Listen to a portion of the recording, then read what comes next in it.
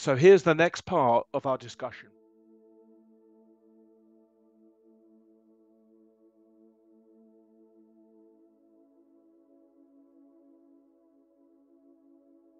Refusal to have an abortion, even though my legs were in the stirrups and they were getting ready to put me to sleep. I'm like, no, I choose you instead. You know, living in a car and every single day being like, I could just go have a free abortion. I could just go to Planned Parenthood. And again, like, I am pro-choice, but that was not my choice. Mm-hmm. And so for him to understand, like, I had that opportunity and yet I still chose him. I Yeah. chose him even though we almost froze to death. I chose him even though I was hungry. I chose him even though I couldn't take a shower every single day. I chose him even though people were pointing their fingers at me and calling me a whore. I chose him. I chose him. I chose him.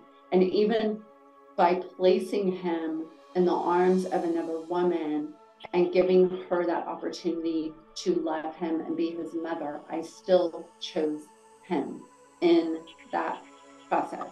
Yeah. And so I think, you know, he's told me, like, thank you, because it healed a lot of his feelings of his primal wound, right? I mean, he still has a long way to go because I think it's there on some level always. And we have to readdress it and give love to that wound and readdress it and give more love to that wound over and over and over again. It's like, it's never a finish line, No. but there is a start line. And so for anyone who's watching this, who is a birth mother or who's been adopted, or like me, have the have the unique situation of being both, I just want to say, like, start healing somewhere. Like, you have to start somewhere and healing that wound. And there's that was really deep, Allison. Thank you so much for sharing. That was really powerful. There's so many other things that go through our mind. I just told my parents, I don't know, it was like a year ago or something. I told them, I said, you know, for 18 years I wondered if I was going to be returned, meaning returned back to the orphanage. And they Yeah. looked at me, why didn't you say anything? Like, I mean, I just told them I'm in my late 40s.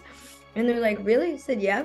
I was always in the back of my mind that I'm getting returned, right? So I always walked that fine line, you know, all of it. And you talked about something really important, Allison. You're talking about, are we good enough? Are we? That is something that plagues, when I say plagues adoptees, I hear it all the time when I sit down at dinner and saw adoptees. Because of those feelings are very real. Am I good enough? What did I do? What did I do wrong? And it stays through you your entire life. And it doesn't, and like I said, the adoption needs to, we need adoptees. We need adoptions for all the children in the world.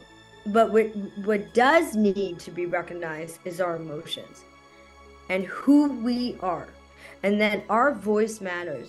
You know, one of the most unkind, there's, I could give you my top 10 list, and I put it in my book, top 10 things like not to say to an adoptee. Number one, I get this all the time, they tilt the head. You should be so lucky that you were adopted. I didn't have any choice over whether or not I was adopted.